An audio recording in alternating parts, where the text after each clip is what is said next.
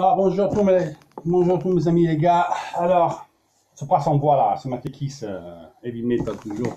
Heavy Metal, bon, c'est pas de clan, mais bon. On revient les gars sous la sentence de la UEFA. Beaucoup d'entre vous, soit que c'est des Italiens, des Français, vous n'avez pas compris ce que je veux dire. Je vais réexpliquer plus facilement. Alors, moi j'étais dégoûté, pas par le verdict qui est arrivé à l'Inter, je m'attendais à ça. C'est pour le Paris Saint-Germain. Je crois que c'est un peu abusé. 11 mois d'investigation pour arriver à nous dire qu'il faut 60 millions de plus-value. Ça, on le savait avant. Il nous fallait 80. C'est ça que ça me cloche, ça me casse les couilles. Parce qu'à mon avis, il y avait encore des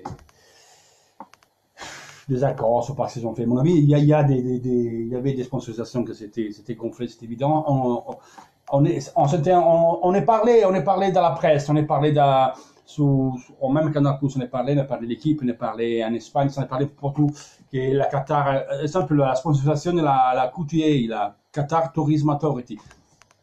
Pour la UEFA, c'était 40 millions, pour Paris Saint-Germain, c'était 100 millions. Et là, comme c'est fini, on se fait un bisou, faites 60 millions d'euros, des plus-values, c'est fini. Paris va te les faire sur deux doigts, 60 millions de plus-values. Il y a Gonzalo Guedes, il y a Pastore, il y a Draxler, parce que Liverpool, les prêts à mettre 50, 60 millions d'euros, parce que Fekir, il va pas à Liverpool pour le jeu, donc ils vont les faire.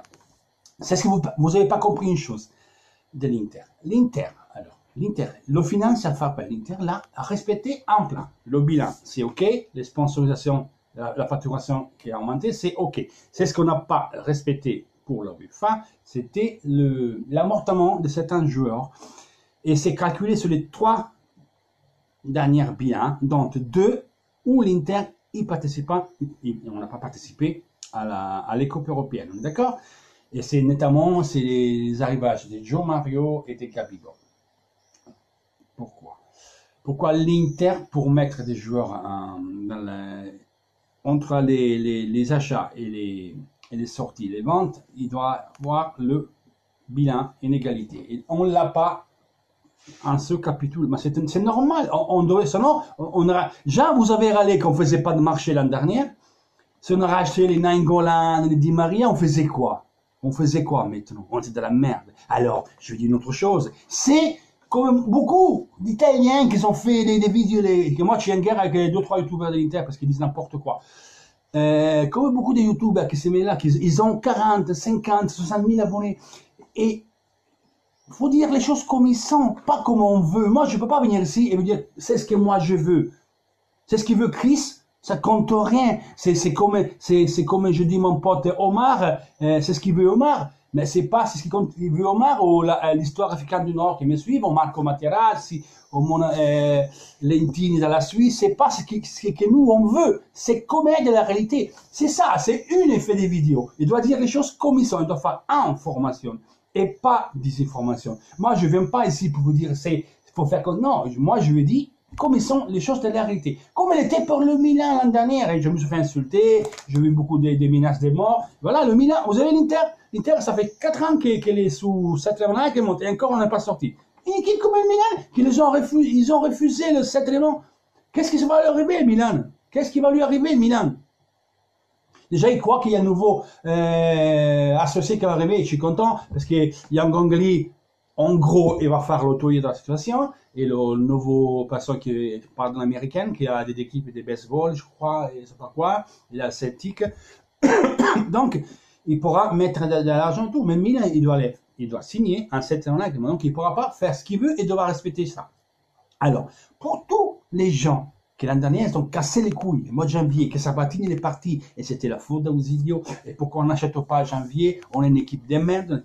Si on avait écouté Sabatini, ce qu'il voulait, papier blanche, et il voulait anticiper le marché d'été en janvier. Après, il disait, de toute façon, avec les rentrées de la Champions, on va être en égalité. Non, la preuve. On a tout respecté. La seule chose qu'on n'a pas su respecter, c'était l'amortissement sous les entrées et les sorties les 3 dernières années. Mais c'est normal, sinon on ne faisait pas des marchés, les gars. On ne pouvait pas avoir des marchés. On a pris les Skriniar. Donc, on a même augmenté un petit peu ces cotes tous.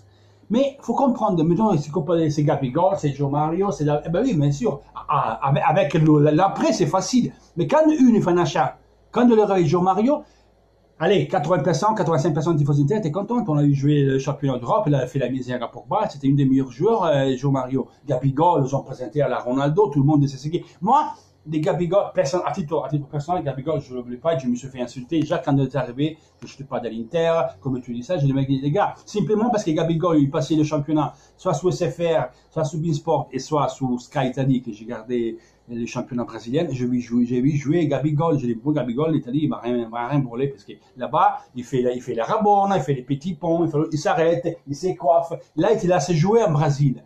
Là, pareil, quand il est tourné en Brésil, au São Paulo, oui, il a fait un triplé, Gabigol. Oui, il a fait un triplé. Le championnat pauliste, il joue contre l'équipe de deuxième division, de troisième division. Le même grammaire, il fait 3 buts là. Moi, ça se voit. Dans le championnat brasileiro, il est insulté et déjà les supporters, ils ne le veulent plus. Il fait chier, il fait caguer. Mais voilà qui marque, l'équipe de troisième division. Voilà. Donc, quand on fait du marché, on ne sait jamais, on le sait après. C'est Joe Mario Gabigol, c'est deux phénomènes, on était tous contents, non? Et ils restaient dans l'équipe et on ne disait pas, ah, on a jeté l'argent. Voilà. C'est vrai.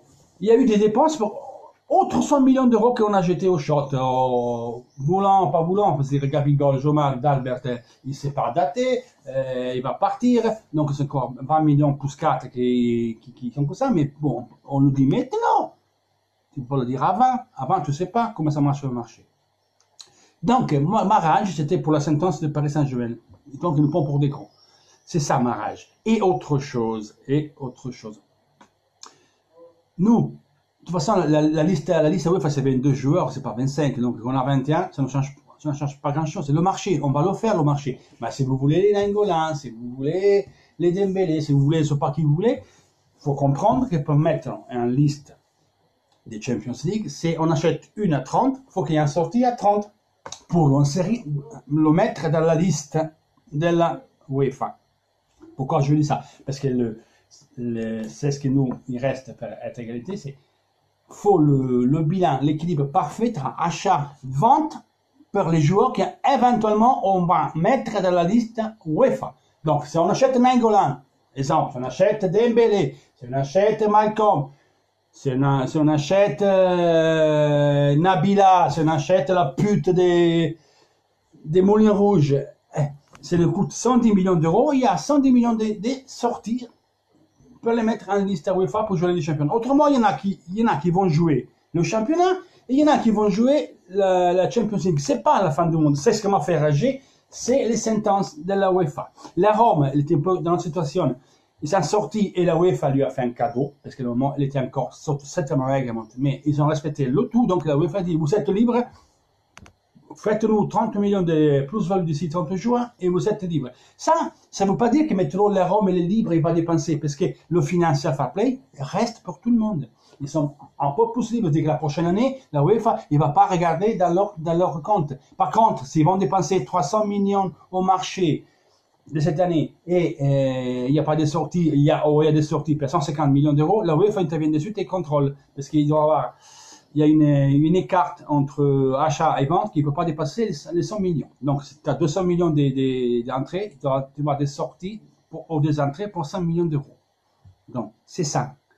Voilà, donc nous, on pensait d'y réussir à l'affaire. On n'est pas réussi à l'affaire, tant pis. Mais le settlement agreement, l'accord qu'il a fait Toyer, il est resté jusqu'en 2018-2019. C'était pas cette année qui est terminée, c'était l'année après. Et c'est vous rappeler l'année dernière, dans les lives qu'on a fait ici, qu'on va dire, on a fait peut-être comme ça, il y avait Francesca, il y avait Jonathan, on va expliquer on arrivait à respecter le tout, la UEFA, la dernière année, ils nous l'ont effacé. Bon. Le financial fair play, c'est réglé. Il y a ça. Donc, la prochaine année, et la UEFA, il vient regarder notre compte, regardera les entrées et les sorties pour rapport la liste à UEFA. Tout simplement. Le marché, on peut le faire. Et la prochaine année, c'est ce qui doit nous intéresser plus, c'est de se qualifier pour la Champions League. Après la Champions League, il faut l'honorer, bien sûr, mais la priorité, c'est de rentrer en Champions League, parce que rentrer en Champions League, c'est basilaire. Parce que si on va rentrer en Champions League la prochaine année, on aura des sous qui vont rentrer. je pense qu'à niveau d'amortissement, on va y arriver. Donc, on sera plus tranquille. Tout simplement, c'est ça que je veux dire. Donc, toujours force inter, le maillot et à samedi. Ciao les gars.